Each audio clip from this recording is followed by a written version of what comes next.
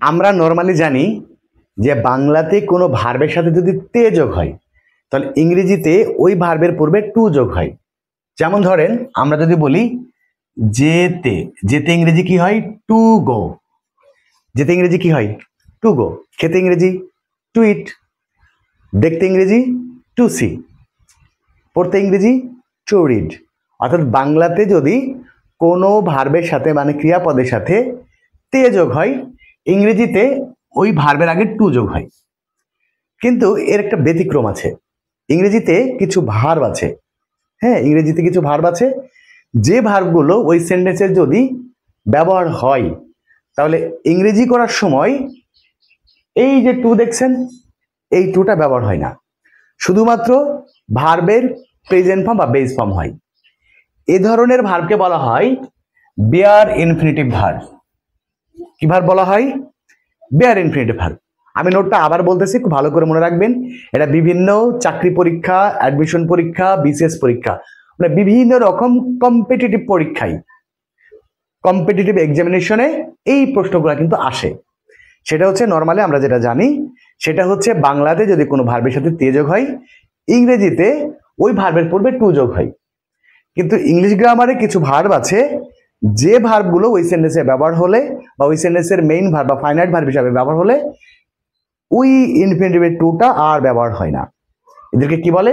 এদেরকে বলা হয় বেয়ার ইনফিনিটিভ ভার্বস। এই ভার্বগুলো কোনগুলো? এই ভার্বগুলো হচ্ছে এই যে এইগুলো। একটা হচ্ছে সি মানে দেখা, ফাইন্ড মানে খুঁজে পাওয়া, হেল্প মানে সাহায্য করা, লেট মানে অনুমতি দেওয়া, মেক মানে তৈরি করা বা কোনো কিছু করা, নোটিস মানে লক্ষ্য করা, হ্যাভ মানে আছে বা থাকা, ডেয়ার মানে সাহস করা, ওয়াচ মানে দেখা, হিয়ার মানে শোনা, অবজার্ভ মানে হচ্ছে পর্যবেক্ষণ করা, ফিল মানে অনুভব করা। এই ভার্বগুলো যদি কোনো সেন্টেন্সে ব্যবহার হয় তাহলে ওই সেন্টেন্সে যদি কোনো ইনফিনিটিভ ব্যবহার করা হয় তাহলে সেই ইনফিনিটিভের টুটা কি থাকবে? উজ্জ থাকবে, মানে ব্যবহার হবে না। যেমন আমরা কয়েকটা সেন্টেন্স লিখছি, খেয়াল করেন। আমি তাকে যেতে দেখলাম। নর্মালি যেতে ইংরেজি কি হয়? Two go. কিন্তু এখন ইংরেজিটা হবে আই স হিম। আমি তাকে দেখলাম গো। আমি তাকে যেতে দেখলাম। এখানে একটা টু, এই টুটা কি হবে? উজ্জ থাকবে, সাইলেন্ট থাকবে, দেখা যাবে না। ওকে, এরপরে দেখেন সে আমাকে স্কুলে যেতে সাহায্য করে। সে আমাকে স্কুলে যেতে সাহায্য করে, তাহলে কি হবে? He helps. He helps me to go to school. খেয়াল করেন নর্মালি এমন হওয়ার কথা, কিন্তু মনে রাখবেন এই টুটা ব্যবহার করা যাবে না, কারণ এই ভার্বটা হচ্ছে বেয়ার ইনফিনিটিভ ভার্ব। আবার দেখেন তারা আমাকে যেতে অথবা যাওয়ার অনুমতি দিল। তারা আমাকে যেতে অনুমতি দিল অথবা তারা আমাকে যাওয়ার অনুমতি দিল, যে যেভাবে বলে আর কি, দুইভাবেই হয়। তাহলে আমরা ইংরেজিটা কি করব? দে, আর লেট মানে অনুমতি দেওয়া। দে লেট মি, হওয়ার কথা কি? To go. They let me to go, কিন্তু কি হবে? এই টুটা ব্যবহার হবে না। ইংরেজিটা কি হবে? They let me go. They let me go. তারা আমাকে যাওয়ার অনুমতি দিল। সে আমাকে হাসাচ্ছে। সে আমাকে হাসাচ্ছে। তাহলে হি ইজ মেকিং মি লাফ। নর্মালি হওয়ার কথা কি? টু লাফ। He is making me two লাফ। নর্মালি এমন হওয়ার কথা, কিন্তু হবে না, এই টুটা ব্যবহার করা যাবে না। তখন আপনাকে বলতে হবে হি ইজ মেকিং মি লাফ। সে আমাকে হাসাচ্ছে। হি ইজ মেকিং মি লাফ। এবার দেখেন আমি হাসানকে দিয়ে কাজটি করাই। আমি হাসানকে দিয়ে কাজটি করাই।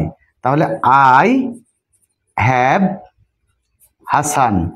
আই হ্যাভ হাসান হওয়ার কথা কি? To do the work. I have Hasan to do the work এমন হওয়ার কথা, কিন্তু এই যে হ্যাভ ব্যবহার হয়েছে সেই ক্ষেত্রে আর এই টুটা ব্যবহার করা যাবে না। ইংরেজিটা কি হবে? I have Hasan do the work. I have Hasan do the work. আমি হাসানকে দিয়ে কাজটি করাই। তাহলে মনে রাখবেন এই ভার্বগুলো একটু মুখস্থ করে রাখবেন। স্বাভাবিকভাবে রাইট ফর্ম ভার্বে কিন্তু এগুলো আসে। রাইট ফর্ম ভার্বে যদি দেখেন যে এই ভার্বগুলো ব্যবহার হয়েছে এবং পরবর্তীতে ভার্বের জাস্ট বেস ফর্ম হবে। আবার মনে বলি যে এই ভার্বগুলো যদি দেখেন যে আছে এই সেন্টেন্সের মধ্যে, তাহলে পরবর্তী ভার্ব কি হবে? টু প্লাস ভার্বও হবে না, সরাসরি কি হবে? ভার্বের বেস ফর্ম বা প্রেজেন্ট ফর্ম হবে। ভার্বগুলা কি? See, find, help, plate, make, notice, have, dear, was, here, observe এবং ফিল। এবারে আপনাদের জন্য 3টা বাংলা সেন্টেন্স বলবো, আপনারা এই 3টা বাংলা সেন্টেন্সের ইংরেজি করে কমেন্ট বক্সে লিখে দিবেন। ওকে। সে আমাকে ঘুমাতে দেখলো। সে আমাকে ঘুমাতে দেখলো, এটার ইংরেজি আপনারা কমেন্টস করে জানাবেন। আর একটা হচ্ছে আমি আমার বাবাকে হাঁটতে সাহায্য করি। আমি আমার বাবাকে হাঁটতে সাহায্য করি। আর একটা হচ্ছে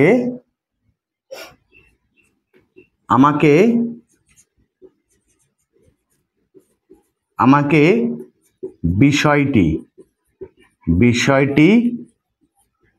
বুঝতে দাও। আমাকে বিষয়টি বুঝতে দাও। এই 3টা সেন্টেন্স আবার বলি। সে আমাকে ঘুমাতে দেখলো, আমি আমার বাবাকে হাঁটতে সাহায্য করি, আমাকে বিষয়টি বুঝতে দাও। এই 3টা সেন্টেন্সের ইংরেজি কি হবে সেটা ঝটপট কমেন্টস করে লিখে দিন। সে আমাকে ঘুমাতে দেখলো, আমি আমার বাবাকে হাঁটতে সাহায্য করি, আমাকে বিষয়টি বুঝতে দাও।